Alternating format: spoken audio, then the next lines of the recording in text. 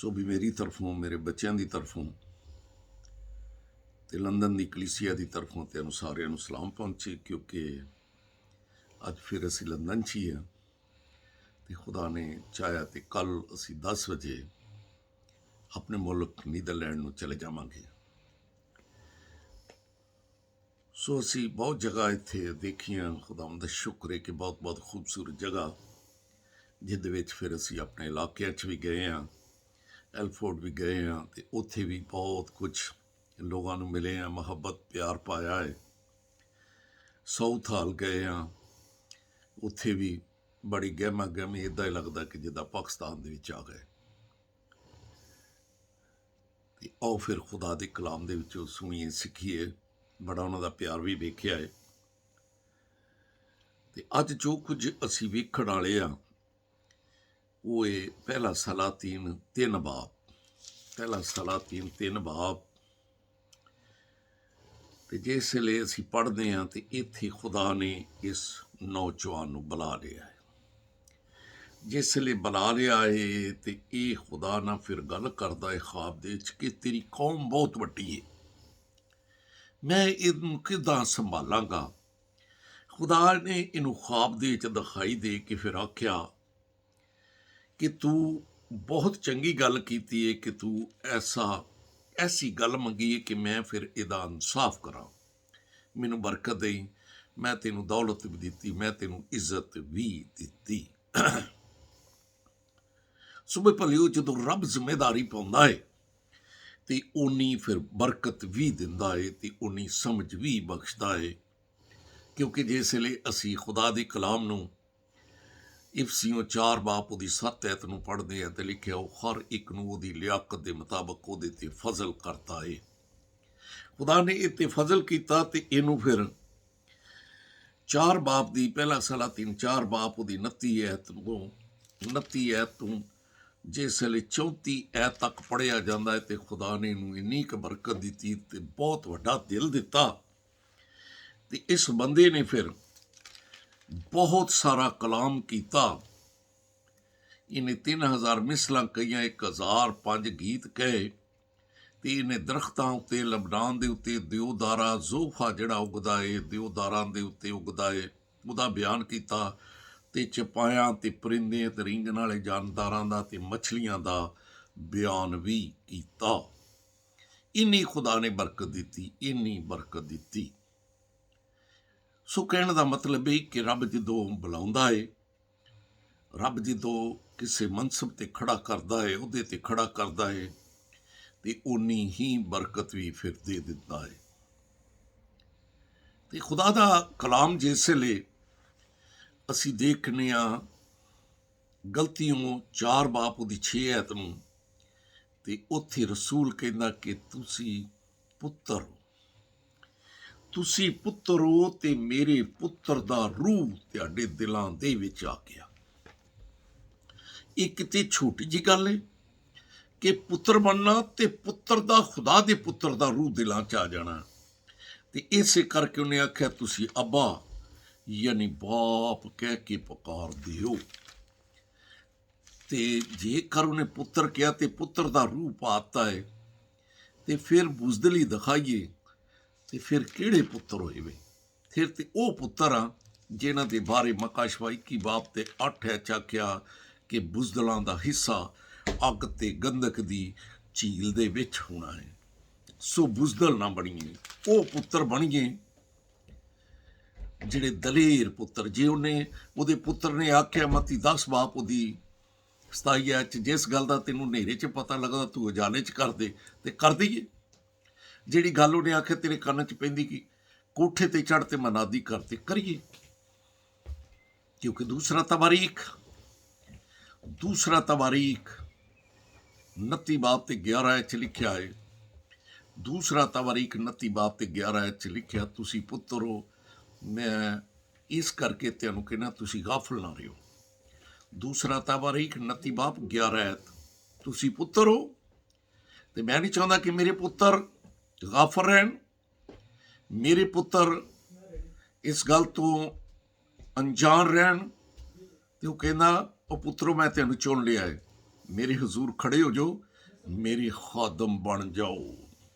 ਉਹਦੇ ਪੁੱਤਰਾਂ ਨੂੰ ਕਹਿੰਦਾ ਮੇਰੇ ਖਾਦਮ ਬਣ ਜਾਓ। ਤੇ ਇਸੇ ਕਰਕੇ ਜੇ ਉਹ ਕਹਿੰਦਾ ਮੇਰੇ ਖਾਦਮ ਬਣ ਜਾਓ, ਤੇ ਲੂਕਾ ਦੀ ਇੰਜੀਲ ਪਹਿਲਾ ਬਾਪ ਦੀ ਪਹਿਲੀ ਐਤ ਨੂੰ ਪੜ੍ਹੀਏ ਤੇ ਫਿਰ ਲਿਖਿਆ ਬਹੁਤ ਸਾਰੇ ਲੋਕਾਂ ਨੇ ਹੁਣ ਕਮਰ ਨੂੰ ਬੰਨ ਲਿਆ ਏ ਕਿ ਜਿਸ ਤਰ੍ਹਾਂ ਤਰਤੀਬਵਾਰ ਕਲਾਮ ਹੈਗਾ ਏ ਉਸੇ ਤਰ੍ਹਾਂ ਬਿਆਨ ਕੀਤਾ ਜਾਵੇ। ਤੇ ਆਓ ਜਿੱਦਾਂ ਫਿਰ ਕਲਾਮ ਹੈਗਾ ਏ ਤੇ ਤਰਤੀਬਵਾਰ ਕਲਾਮ ਏ ਉਸੇ ਤਰ੍ਹਾਂ ਹੀ ਬਿਆਨ ਕਰੀਏ, ਕਿਉਂਕਿ ਦੂਸਰਾ ਕਰੰਥੀਓ 2 ਬਾਬ ਤੇ 17 ਐਤ 'ਚ ਲਿਖਿਆ ਮਿਲਦਾ ਹੈ। ਦੂਸਰਾ ਕਰੰਥੀਓ 2 ਬਾਬ ਤੇ 17 ਐਤ ਦੇ ਵਿੱਚ ਰਸੂਲ ਕਹਿੰਦਾ ਏ ਕਿ ਅਸੀਂ ਖੁਦਾ ਦੇ ਕਲਾਮ ਦੇ ਵਿੱਚ ਸਾਡਾ ਸ਼ੁਮਾਰ ਉਹਨਾਂ ਬੰਦਿਆਂ ਦੇ ਵਿੱਚੋਂ ਨਿਗਾ ਜਿਹੜੇ ਬੰਦੇ ਖੁਦਾ ਦੇ ਕਲਾਮ 'ਚ ਮੇਜਿਸ਼ ਕਰਦੇ ਨੇ। ਅਸੀਂ ਕਹਿੰਦਾ ਦਿਲ ਦੀ ਸਫਾਈ ਨਾਲ ਤੇ ਖੁਦਾ ਦੀ ਤਰਫੋਂ ਤੇ ਖੁਦਾ ਨੂੰ ਹਾਜ਼ਰ ਜਾਣ ਕੇ ਤੇ ਮਸੀਹ 'ਚ ਬੋਲਣੇ।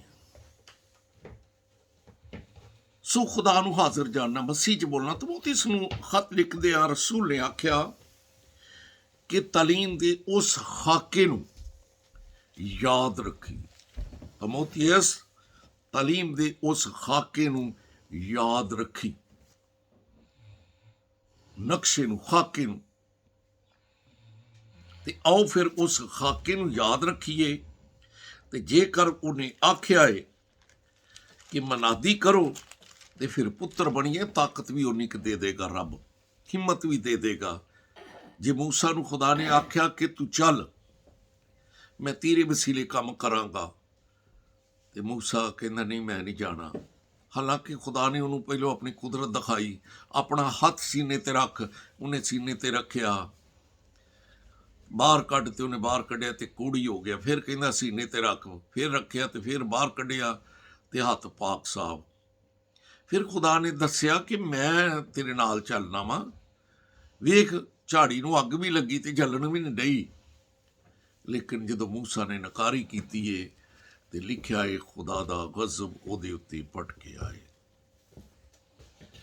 ਤੇ ਪ੍ਰਭੂ ਜੇਕਰ ਪੁੱਤਰ ਏ ਤੇ ਫਿਰ ਪੁੱਤਰ ਬਣੀਏ, ਪਰੇਸ਼ਾਨ ਨਾ ਹੋਈਏ, ਕਿਉਂਕਿ ਆਪਣੇ ਇਸ ਆਉਣ ਦੇ ਮਕਸਦ ਨੂੰ, ਜੇ ਖੁਦਾ ਸਾਨੂੰ ਮਸ਼ਰਕ ਤੋਂ ਮਗਰਬ ਤੱਕ ਲਿਆਇਆ ਏ ਤੇ ਉਹਦੇ ਆਉਣ ਦੇ ਮਕਸਦ ਨੂੰ ਵੀ ਜਾਣੀਏ।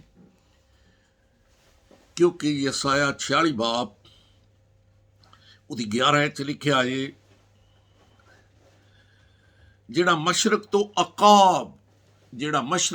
ਅਕਾਬ ਯਾਨੀ ਉਸ ਬੰਦੇ ਨੂੰ ਜਿਹੜਾ ਮੇਰੇ ਇਰਾਦੇ ਨੂੰ ਪੂਰਾ ਕਰੇਗਾ, ਦੂਰ ਤੇ ਮੁਲਕ ਤੋਂ ਬੁਲਾਉਂਦਾ ਏ।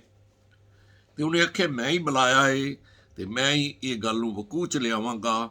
ਤੇ ਉਸ ਇਰਾਦੇ ਨੂੰ, ਜਿਹਦਾ ਇਰਾਦਾ ਕਰਕੇ ਮੈਂ ਇਹਨੂੰ ਮਸ਼ਰਕ ਤੋਂ ਲੈ ਕੇ ਆਇਆ ਏ, ਇਹ ਮੇਰੇ ਇਰਾਦੇ ਨੂੰ ਵੀ ਪੂਰਾ ਕਰੇਗਾ। ਤੇ ਮਸ਼ਰਕ ਤੋਂ ਆਏ ਹੋਏ ਆ ਤੇ ਮਗਰਬ 'ਚ ਆਣ ਕੇ ਸਿਰਫ ਕੰਮ ਹੀ ਕੰਮ। ਮੇਰੇ ਕੋਲ ਇੱਕ ਨੌਜਵਾਨ ਬੈਠਾ ਹੈ, ਜ਼ਰਾ ਕਾਜੀ ਵੀ ਥੋੜੇ ਜਿਹੇ ਉਹਨਾਂ ਨੂੰ ਆਜੀ ਕਾਕੇ ਇਧਰ ਦਿਖਾਈ ਦੇ। ਮੇਰੇ ਕੋਲ ਇਹ ਨੌਜਵਾਨ ਬੈਠਾ ਹੈ, ਸੋ ਦੱਸਣ ਡਿਆ ਹੈ ਕਿ ਕਿੰਨੇ ਵਜੇ ਕੰਮ ਤੇ ਗਿਆ ਭਾਈ? सुबह 6 बजे और रात 1 बजे आए। ਸੁਬਾਹ 6 ਵਜੇ ਗਿਆ ਏ, ਲੰਦਨ ਦੇ ਵਿੱਚ ਕੰਮ ਕਰਦਾ ਏ। ਤੇ ਜੜ੍ਹਾਂ ਵਾਲੇ ਦਾ ਨੌਜਵਾਨ ਚੱਲ ਜਾਵੇ, 6 ਵਜੇ ਦਾ ਗਿਆ ਤੇ 1 ਵਜੇ ਕੰਮ ਵਾਲਿਆਂ ਨੇ ਛੱਡਿਆ। ਤੇ ਪਹਿਲਾ ਕਰੰਥੀਓ 15 ਬਾਬ 58 'ਚ ਲਿਖਿਆ ਏ ਕਿ ਸਾਬਤ ਕਦਮ ਹੋਵੋ ਤੇ ਕਾਇਮ ਹੋਵੋ ਤੇ ਰੱਬ ਦੇ ਕੰਮ 'ਚ, ਰੱਬ ਦਾ ਕੰਮ ਕਰਨਾ ਹੀ ਨਹੀਂ।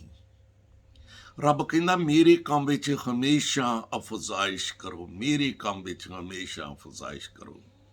ਤੇ ਇਹ ਜਾਣ ਦਿਓ ਕਿ ਜਿਹੜੀ ਮਿਹਨਤ ਰੱਬ ਦੇ ਕੰਮ 'ਚ ਕਰ ਲੈਣੀ ਏ, ਫਾਇਦਾ ਉਹਦਾ ਮਿਲਣਾ ਹੈ।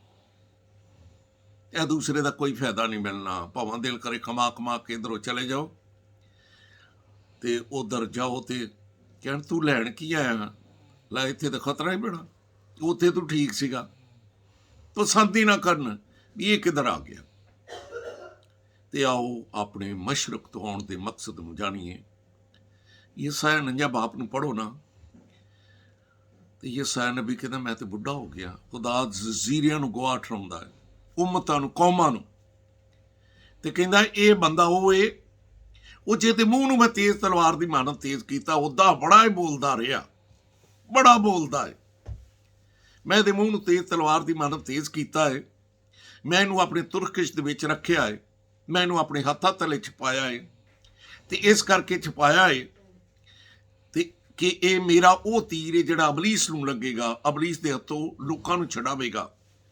ਤੇ ਯਸਾਇਆ ਨਬੀ ਕਹਿੰਦਾ ਮੈਂ ਬੁੱਢਾ ਹੋ ਗਿਆ, ਤੇ ਕਹਿੰਦਾ ਮੇਰੀ ਤਾਂ ਤਾਕਤ ਸਾਰੀ ਝੂਠੇ ਕੰਮਾਂ ਦੇ ਵਿੱਚ ਚਲੇ ਗਈ। ਖੁਦਾ ਨੇ ਫਿਰ ਆਖਿਆ ਮੈਂ ਤੇਰੀ ਤਵਾਨਾਈ, ਮੈਂ ਤੇਰਾ ਜ਼ੋਰ ਹੈ, ਮੈਂ ਤੈਨੂੰ ਨੂਰ ਬਣਾਵਾਂਗਾ ਤੇ ਆਪਣੇ ਜਲਾਲ ਲਈ ਕੌਮਾਂ ਦੇ ਵਿੱਚ ਇਸਤੇਮਾਲ ਕਰਾਂਗਾ। ਤੇ ਤੂੰ ਉਹ ਜਿਹੜੇ ਇਸਰਾਈਲੀ ਜਿਹੜੇ ਬਿਖਰ ਗਏ ਨੇ ਉਹਨਾਂ ਨੂੰ ਵਾਪਸ ਲਿਆਉਣ ਦਾ ਵਸੀਲਾ ਬਣੇਗਾ। ਖੁਦਾ ਵਸੀਲਾ ਲੱਭਦਾ ਹੈ। ਆਓ ਅੱਜ ਵਸੀਲਾ ਬਣੀਏ।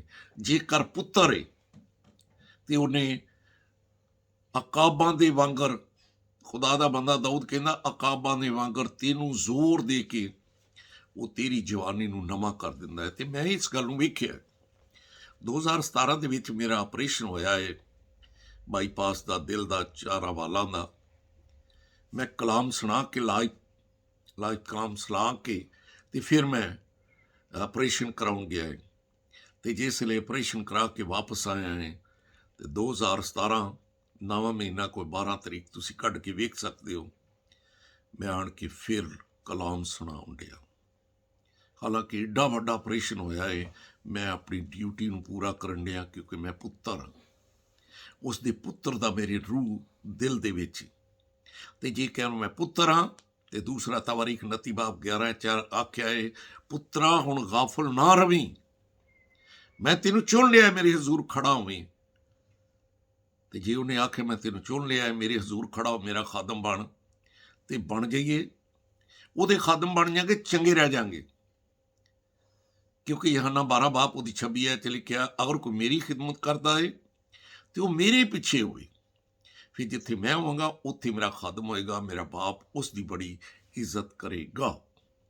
ਅਗਰ ਕਿਸੇ ਬੰਦੇ ਨੇ ਇੱਜ਼ਤ ਕਰਾਉਣੀ ਹੈ ਤੇ ਫਿਰ ਉਹਦੇ ਪਿੱਛੇ ਹੋ ਜਾਈਏ, ਚੰਗੇ ਰਹਿ ਜਾਗੇ। ਵੀ ਕਲਾਮ ਨੂੰ ਸ਼ੇਅਰ ਕਰਿਓ, ਲਾਈਕ ਕਰਿਓ, ਬੈਲ ਦਾ ਬਟਨ ਦਬਾਇਓ। ਖੁਦਾ ਤੈਨੂੰ ਬਰਕਤ ਦੇਵੇ ਹੈ। ਤੇ ਇਸੇ ਤਰ੍ਹਾਂ ਹੀ ਕਲਾਮ ਦੀ ਖਿਦਮਤ ਕਰਦੇ ਰਹਾਂਗੇ। ਅੱਜ ਅਸੀਂ ਲੰਦਨ 'ਚ ਹੀ ਹਾਂ ਤੇ ਕੱਲ ਖੁਦਾ ਨੇ ਚਾਹਿਆ ਅਸੀਂ ਨੀਦਰਲੈਂਡ ਚਲੇ ਜਾਵਾਂਗੇ।